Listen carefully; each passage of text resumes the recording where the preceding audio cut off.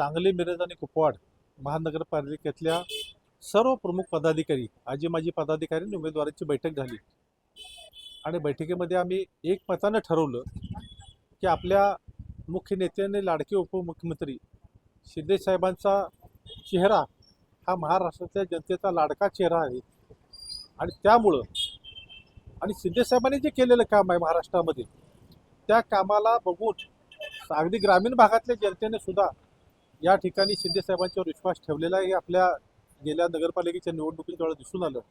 तशाच पद्धतीनं महानगरपालिका क्षेत्रामध्ये सुद्धा शिंदे साहेबांनी कोट्यावधी रुपयाचा निधी दिलेला आहे, अनेक योजना मार्गी लावलेल्या आहेत. त्यामुळे सर्व कार्यकर्त्यांचं मत पडलं की आपण आपली तयारी स्वबळावरती करून ठेवूया.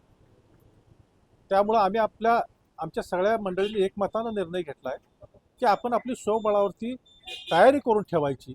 वरिष्ठ शिंदे साहेब जो निर्णय देतील तो आमच्या दृष्टीनं अंतिम असेल, परंतु आमची तयारी ही वरिष्ठ सांगतील त्याप्रमाणे असेल.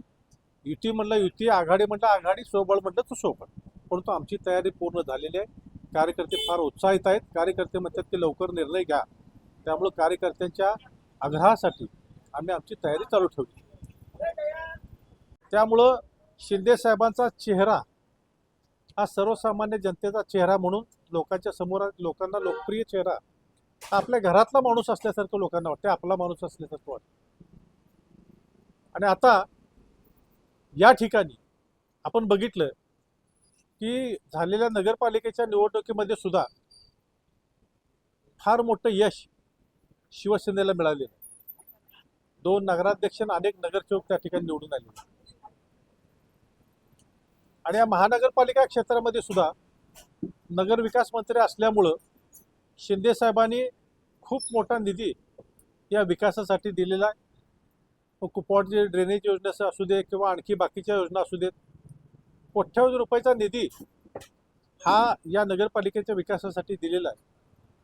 आणि हा शिंदे साहेबांचा चेहरा आणि शिंदे साहेबांनी केलेला विकास हे लोकांच्या समोर घेऊन आम्ही या निवडणुकीमध्ये उतरणार आहे.